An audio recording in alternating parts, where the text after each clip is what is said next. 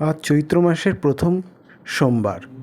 আজকের এই বিশেষ দিনে যারা সোমবারের ব্রত পালন করেন এবং শিব আরাধনা করেন, সার্বিক মঙ্গল সাধন হয়ে থাকে।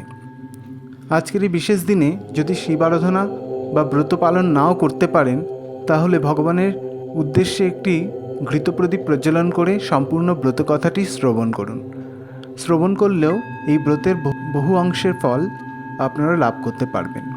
শুনতে থাকুন শুধুমাত্র সনাতনী ভাবনা।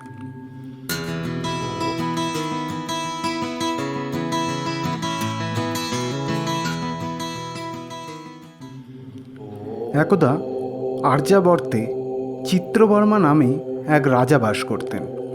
তিনি ধার্মিক ও পুণ্যবান ছিলেন এবং পাপীদের কাছে যমস্বরূপ ছিলেন। একদা তার স্ত্রী এক বরাননা কন্যা সন্তানের জন্ম দেন। নাম দেন সীমন্তিনী। তবে সেই কন্যার জন্মকুণ্ডলিতে মাত্র 14 বছর বয়সেই বৈধব্য লাভের ভবিতব্য করা ছিল। এ কথা দ্বিজসমূহের থেকে শুনে রাজার মন ভারী হয়ে যায়। কালক্রমে যখন সেই কন্যা বড় হয়, তখন সেও ভাবী বৈধব্যের কথা শুনে ব্যাকুল হয়ে ওঠেন এবং যাজ্ঞবল্ক্য মুনির স্ত্রী মৈত্রেয়ী দেবীর শরণাপন্ন হন। তিনি কন্যাকে ভবভবানীর অর্থাৎ হরগৌরীর পূজার পরামর্শ দেন। তিনি রাজকন্যা সীমন্তিনীকে আরও বলেন, উপোস করে স্নান করে বিরজা স্বরে এবং এক মনে প্রতি সোমবার শিব এবং শিবার আরাধনা করতে। এরপরে সেই কন্যা ঠিক তেমনভাবেই সব কিছু পালন করতে শুরু করলেন। অতঃপর সীমন্তিনীর বিবাহ মহারাজ নলের বংশধর চন্দ্রাঙ্গদের সঙ্গে সম্পন্ন হল।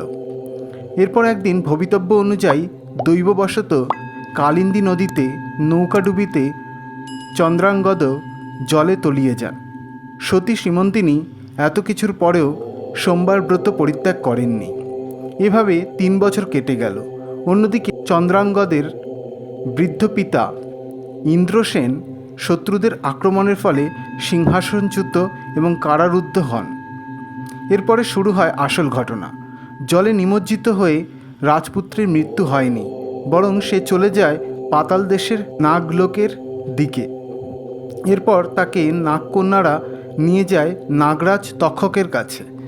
নাগরাজ তাকে তার পরিচয় জিজ্ঞাসা করলে সে নিজেকে নিষদ দেশের মহারাজ নলের বংশধর চন্দ্রাঙ্গদ নামে পরিচয় দেন এবং সর্বোপরি নিজেকে একজন শিবভক্ত হিসেবে পরিচয় দিয়ে অতীতের ঘটনা সকল ব্যক্ত করেন। তার মুখ থেকে শিব মাহাত্ম্য এবং শিবতত্ত্ব সহ সব বিবরণ শুনে নাগরাজ তক্ষক অতীব প্রসন্ন হন এবং চিত্রাঙ্গদের অনুরোধে তাকে যথাসম্ভব উপহারাদি এবং বাহন হিসাবে কামগামী অশ্ব প্রদান করেন এবং তাকে ভূলোকের উদ্দেশ্যে প্রেরণ করেন।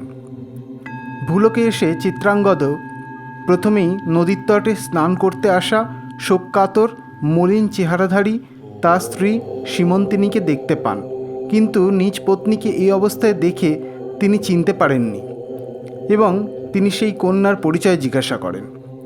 প্রত্যুত্তরে রাজকন্যার সখীরা তার বৈধব্য, শোক এবং পতি বিরহে বিহবলতার কথা কুমারকে শ্রবণ করানোর পর রাজকুমার নিজেও নিজ প্রেয়সীর এহেন অবস্থার কথা শুনে দুঃখিত হন এবং রাজকন্যাকে বলেন তার পতি শীঘ্রই তার নিকট ফিরে আসবে।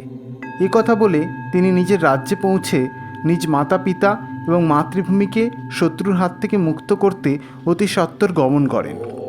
তার আগমনের এবং রাজকুমারের সাথে নাগরাজ তক্ষকের সুসম্পর্কের কথা শুনে ভয়ে শত্রুগণ তার মাতা পিতাকে এবং সিংহাসনকে মুক্ত করে দেন। রাজা তার হারানো পুত্রকে পুনরায় ফিরে পেয়ে আপ্লুত হয়ে পড়েন এবং তারা সকলে উপলব্ধি করেন যে এক অলৌকিক ঘটনার আড়ালে রয়েছে একজন সতী নারীর চরম শিবভক্তি। চন্দ্রাঙ্গদের স্ত্রীর সোমবারের নিত্য শিব আরাধনার জন্যই এমন অলৌকিকতা সম্ভব হয়েছে। শীঘ্রই এই সুখবর রাজা চিত্রবর্মা ও রাজকন্যা সীমন্তিনীর নিকট পৌঁছে গেল। তখন চারিদিকে আনন্দ উৎসবে সবাই মুখরিত হয়ে উঠল। এরপর চন্দ্রাঙ্গদ নিজ স্ত্রীকে পুনঃবিবাহ করে নিজ নগরে প্রত্যাবর্তন করেন এবং রাজ সিংহাসনে অভিষিক্ত হন। রাজা ইন্দ্রসেনও রাজকার্য নিজ পুত্রের হাতে সঁপে দিয়ে নিত্য শিব আরাধনায় লীন হন। সেই সোমবার ব্রতের ফল তাদের ওপর সৌভাগ্যের ন্যায় বর্ষিত হতে থাকল। এরপর থেকেই সোমবার শিব আরাধনার ব্রত মাহাত্ম্য চারিদিকে ছড়িয়ে পড়ল। এই কথন থেকে এটা স্পষ্ট হয়ে যায় যে ভক্তিসহ শিব আরাধনা বিধির বিধান এবং ভক্তের ভবিতব্যকে বদলে দিতে সক্ষম। জয় শিব শম্ভু। ওম নমঃ শিবায়।